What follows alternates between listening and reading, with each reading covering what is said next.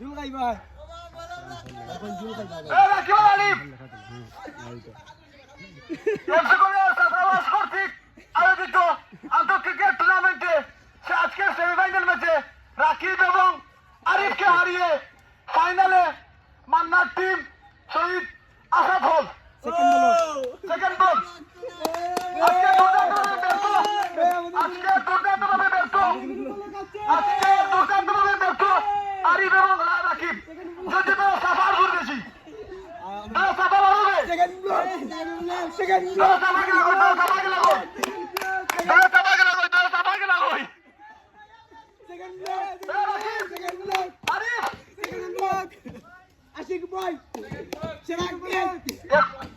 তারা মাত্র 9 জন প্লেয়ার একজন বাকি 2 জন খেলছেন এমনি সব বাগাত আমার বন্ধু রাকিব আর আরিফ